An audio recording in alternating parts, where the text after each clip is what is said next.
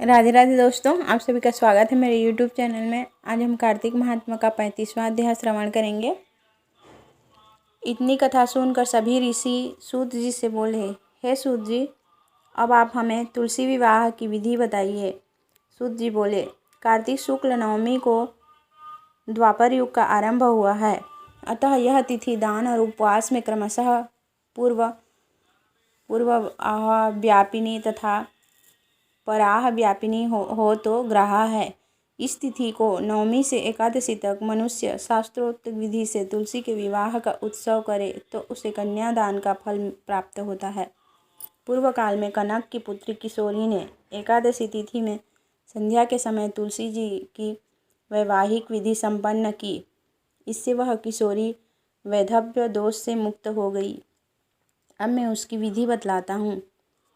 1 तोला स्वर्ण की भगवान विष्णु की सुंदर प्रतिमा तैयार कराएं अथवा अपनी शक्ति के अनुसार आधे या चौथाई तोले की प्रतिमा तैयार करवाएं।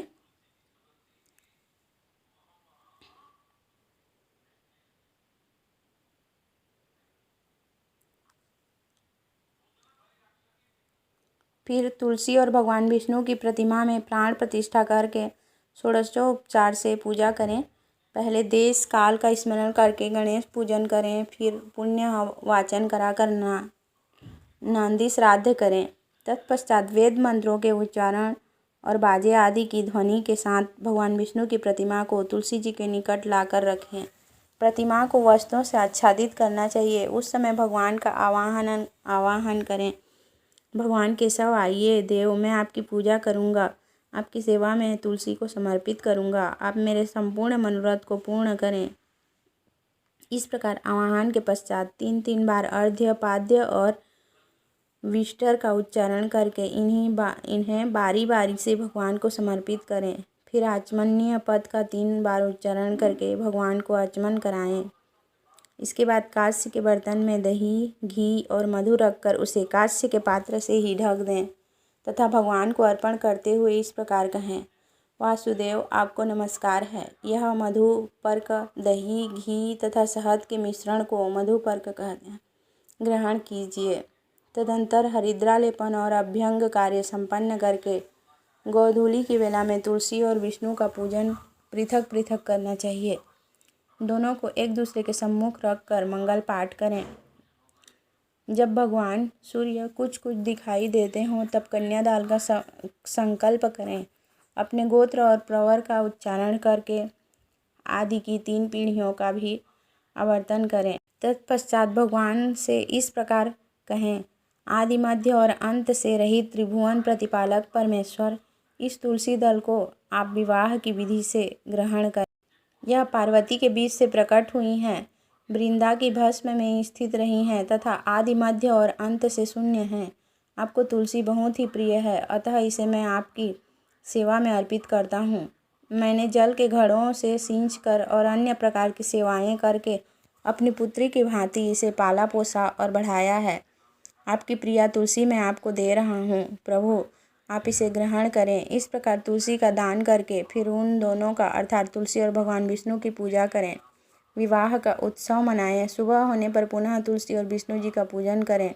अग्नि की स्थापना करके उसमें 12 मंत्र से खीर, घी, मधु और तिल मिश्रित हवनीय द्रव्य की 108 आहुति दें। फिर स्विष्टकृत होम करके पूर्णाहुति दें। आचार्य की पूजा करके होम की शेष विधि पूरी करें।